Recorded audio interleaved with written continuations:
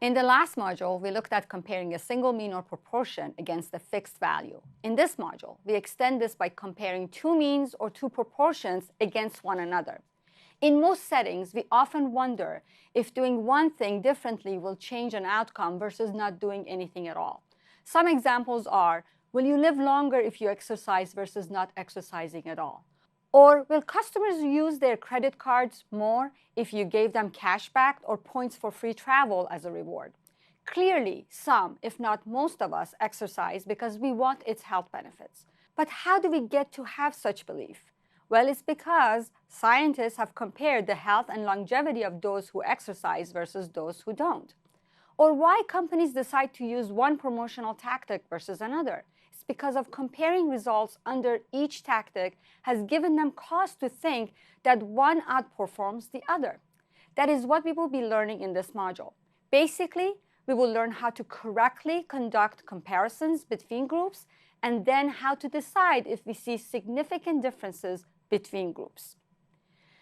I'm proud to tell you that what we are about to learn has deep roots at the University of Illinois, right here across from my office. From my office window, I can see the Morrow's plot, which looks beautiful during summer months with its growing field of corn, kind of like what you see in this picture. In 1876, George Morrow and another researcher, Manly Miles, used this plot to conduct experiments. They wanted to know how to increase the yield for corn. They applied fertilizer to some parts and not to others, and then compared the two to establish what type and how much fertilizer to use for better harvest. They repeated the experimentation for other crops as well. They did many more experiments and analyzed all the results using statistics, and through their studies came many important findings that improved farming significantly. Everything they did was based on two science, an understanding of plant science and statistics. Back in the 1800s, statistics was mostly used in the field of agriculture, and the statistical analysis they used more than a century ago is applied the same way to other disciplines today. So let's see how we do the comparisons between two groups. You know by now that if I take a sample from a population and take another sample from the same population, more than likely, the two samples will have means that will be different. Then it comes at no surprise that when I take a sample from two different populations, I would see a difference between them. The real question here is when a difference is a real difference and not just a random and unacceptable natural variation. We do this by doing the hypothesis testing about the observed differences at some given level of significance. When comparing means of two populations, through samples we have taken from each population, the process of hypothesis testing is the same as we had seen in the last module. That is that we start by stating the null and alternate hypothesis, then specify the level of significance level, alpha, calculate the p-value, and then based on the results, we either reject or not reject the null hypothesis. To take you through this lesson, we will begin with an example. A store brand battery claims that it lasts as long as a more expensive national brand. A consumer watchdog group wants to make sure that the claim being made by the store brand is not false, and they would like to test this at 5% level of significance. Consumer Report is one such organization which tests many consumer goods and then publishes the results to help consumers find best value for their budget when shopping for new products. Since here we are concerned about the mean time the batteries last, we can frame the problem as the difference between the two populations. Let's call the store brand A and the national brand B.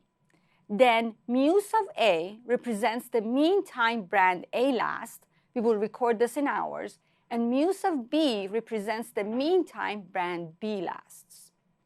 The claim that the store brand makes is that it lasts as long as the national brand. In another word, mu sub A is equal to mu sub B.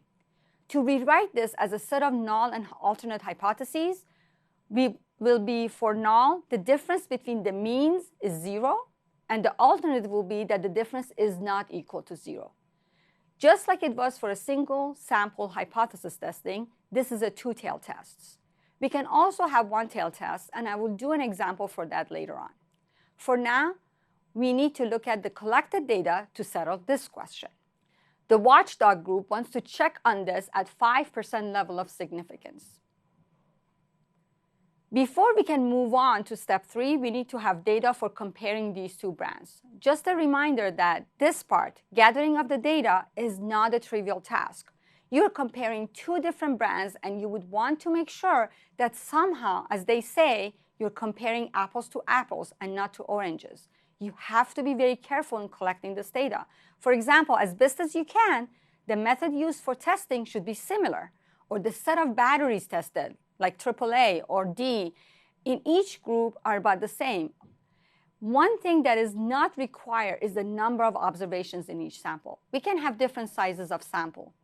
But here, since the agency is doing the testing, they will use the same sample size for both brands. But if you were giving us surveys, you may not get the same number of responses back, and that would be okay. For now, we will assume that the data has been produced based on batteries which were selected randomly and independently from the two populations.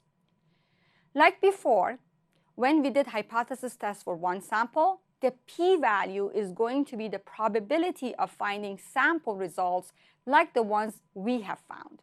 This probability, which we call p-value, is found by knowing how many standard errors separates our estimate for the difference from the hypothesized difference, which we refer to as the test statistics, and that is denoted by T. Remember that when we did hypothesis testing about the mean of one population, this is how we calculated the t-value. When comparing two populations, we use the same structure. But rather than use a single mean, it uses the difference between the two sample means. Just let's take a moment and dissect the second equation and see how it relates to the first equations which you have seen before. In the numerator, we have the difference between the two sample means, each coming from their respective populations, and is the first argument, replacing the single sample mean which you see in the first equation. The second argument in the numerator is d sub 0. This is the hypothesized difference between the two populations, and it's replacing the hypothesized mean that you see in the first equation. In this example, we hypothesize this difference to be 0. The denominator is the measure of standard error. Calculating standard error can get quite complicated, but fortunately, software programs can do this with a few commands. So I'm not going to focus on how to calculate the standard error. Instead, I will rely on Excel to give me the answers. So I will use Excel outputs in these slides to solve for our examples. And of course, you can watch the Excel demo videos later on to see how I get these outputs you see here. I just want you to see that the logical steps of comparing two populations is pretty much the same as we did when we had only one population and one sample. Math gets a little bit more complex, but that's it. Okay, now let's use this within our example. Using the data we had, we use Excel to analyze the data for these two brands. This is the output. The t-value is highlighted here and is 1.547. Excel will give you all values, one tail as well as the two tail. You need to focus on what is appropriate for a given problem. Here, we are doing a two-tail test, so we will only focus on those values in the output. For a two-tail test, p-value here is 0.123. So these are the numbers, but what do they imply? So let's better understand what we have here. Based on this result, the mean time brand A, the store brand, lasts is 9.99 hours, and for brand B, the national brand, it is 9.92 hours. Wow, looks like the cheaper brand is a better brand. But wait, this could only be because of natural random variation, so don't pass a judgment yet. The t-value for how far is the difference that we observe from the hypothesized difference of 0 is 1.547. Then at 5% level of significance, what is the probability of observing what we have observed in our sample? That is the p-value for two-tailed tests, which is 0.123. So now let's go back to our formulation and make a decision.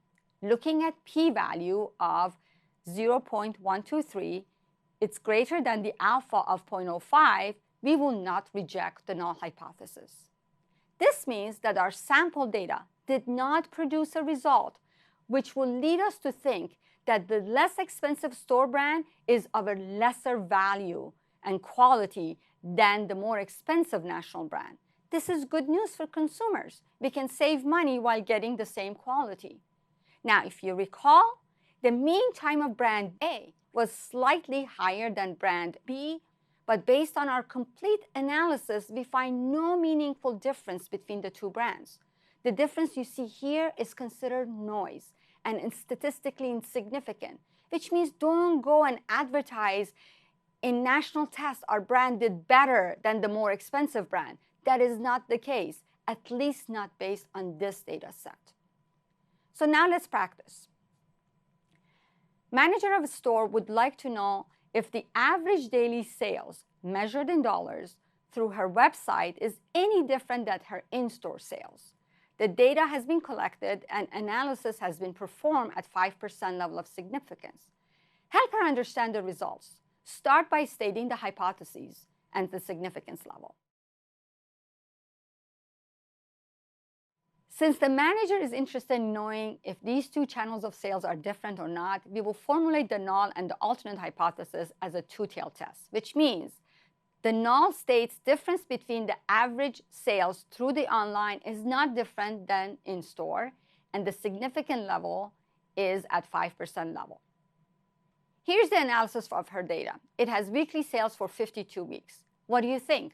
Will you reject the null hypothesis or not? What does it mean if you say reject or do not reject?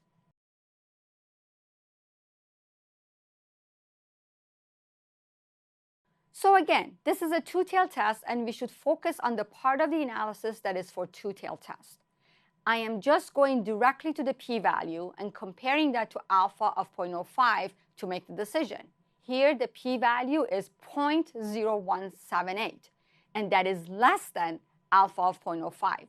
So reject the null hypothesis. This means that the average weekly sales are not the same for the two channels of sales. In this example we just solved, we came to an interesting revelation. There is a difference between average weekly sales of online and in-store. So now one natural question will be, what is the difference? Most people are not just satisfied to know that there is a difference. They want to know the magnitude of difference as well. Clearly, this matters. Is there a dollar difference or thousands of dollars of difference? So let's explore how we would answer this question. Looking at the output from our analysis, we see that the average sales for in-store is a little bit higher, $105.72, based on the sample data we have.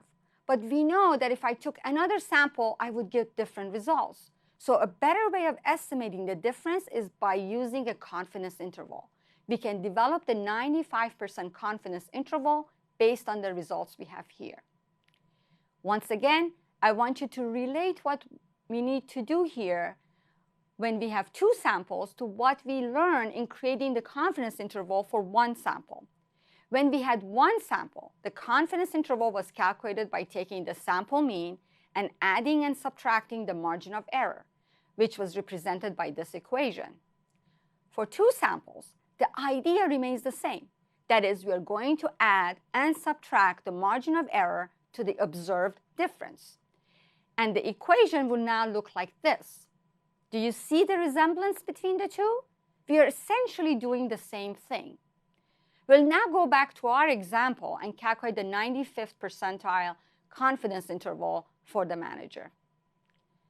We can find the values for all the notations in the same output and do the math to get the confidence interval.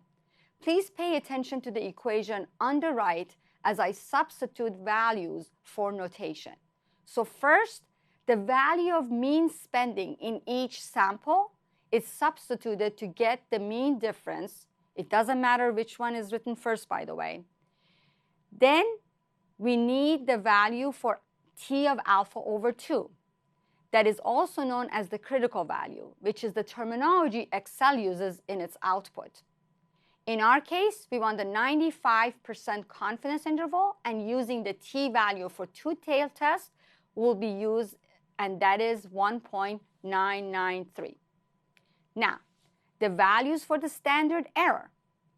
The notations here are the variance of each sample divided by each sample size added together, and then we take the square root of the sum. In this case, we are taking the variance of in-store and dividing it by the sample size, and then variance of online divided by its sample size. Now we can proceed with performing the operations to get the final result. So if everything is done correctly, we get the mean difference of $105.72 plus or minus the margin of error of $86.93, which means the 95% confidence interval for average weekly sales for in-store as compared to online is a value between $18.80 and $192.65. Any value in this interval is likely value for the true differences between the two channels of sales. Now, a manager may look at this and say, sure, there is a difference between the two, but if the true difference is only about $19, then I would personally consider that not that important. And that is what I want you to pay attention to. Just because we find significant differences doesn't necessarily mean that we have found something substantive. The decision maker who understands statistics now can apply their own insight and decide for themselves what to do.